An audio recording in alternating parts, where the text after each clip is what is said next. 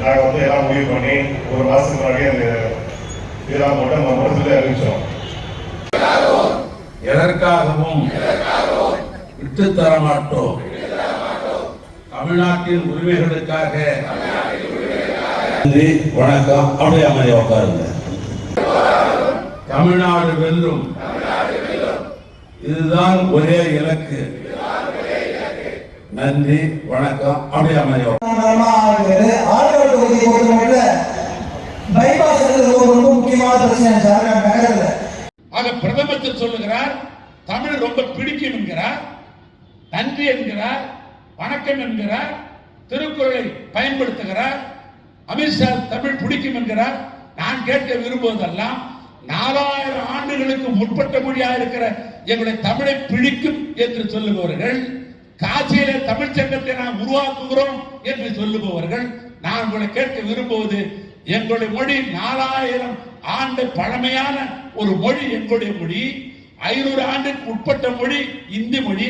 அப்படி என்று சொன்னால் பிரதம அமைச்சர் நியாயமாக என்ன முடிவெடுத்திருக்க வேண்டும்? இந்தியாவுடைய பழமையான மொழியாக இருக்கிற தமிழ்தான் இந்தியாவுடைய ஆட்சி மொழியாக இருக்க வேண்டும் என்று நீங்கள் முடிவெடுத்திருக்க வேண்டும். ஆனா அதை விட்டுவிட்டு இந்திய ஆட்சி மொழி ஆக்குவதற்கு துடிக்கிறீர்கள். என்ன காரணம்?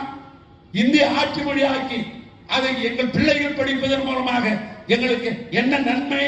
நான் கேட்க விரும்புவது, தமிழ்நாட்டிலே ஆங்கில படிப்பு படித்தவர்கள் இங்கிருந்து வெளிநாட்டுக்கு போய் கை நிறைய டாலர் சம்பாதித்து இந்தியாவுடைய பொருளாதாரத்தை உயர்த்துகிறார்கள்.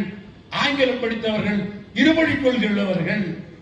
நீங்கள் சொல்ற இந்தி படித்தவர்கள், பீகார்ல படித்தவர்கள், பீகார்ல உத்தரப்பிரதேச படித்தவர்கள், மத்திய பிரதேசம் படித்தவர்கள், இந்திதான் நான் படிப்பேன் என்று சொல்லுகிறீர்களே, அந்த இந்தி படித்தவர்கள் எங்கே வருகிறார் என்று சொன்னால், இங்க கொளுத்து வேலைக்கு இங்க தமிழ்நாட்டுக்கு வந்து கொளுத்து வேலை பார்ப்பதற்கும் தச்சு வேலை பார்க்கறதுக்கும் ஹோட்டல்களில் சப்ளை வேலை பார்க்கறதுக்கும் இந்தி படித்தவர்கள் இங்கே வருகிறார்கள் ஒழிய இவர்கள் எந்த நாட்டுக்கு போனார்கள்? இந்தி படித்தவர்கள் போய் ஜெர்மனில போய் என்ன பண்ண முடியும்? தமிழ்நாட்டில் இருக்கிற பென்ஸ் வண்டியில் ஒரு வண்டி இருக்கிறது, அது சிறப்பான வண்டி, பென்ஸ் வண்டி.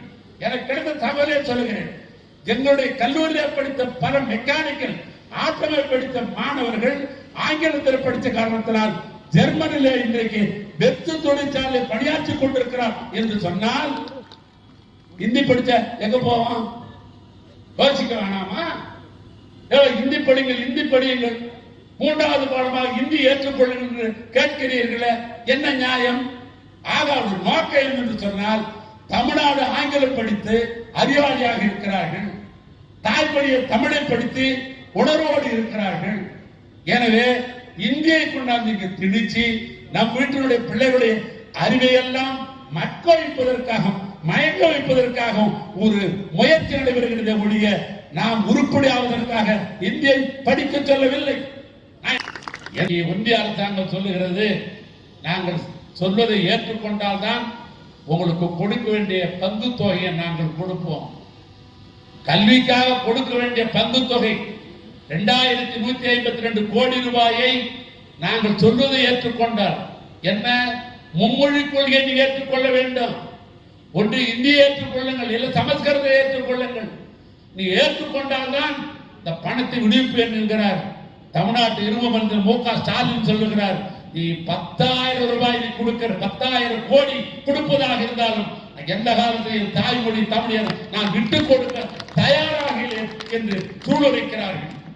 இந்த ரஷ்யாவுடைய ஜோசப் ஸ்டாலின் மொழிக்காக போராடினாரோ, அந்த மொழியை காப்பாற்றுவதற்காக அந்த ஜோசப் ஸ்டாலின் எந்த போராடினானோ அந்த இரும மனிதன், அதே தமிழ்நாட்டுடைய இரும மனிதனாக இருக்கிற அருமையண்ணன் மு க ஸ்டாலின் இந்த மொழிக்காக தன்னையும் இன்றைக்கு தயாராக இருக்கிறார்.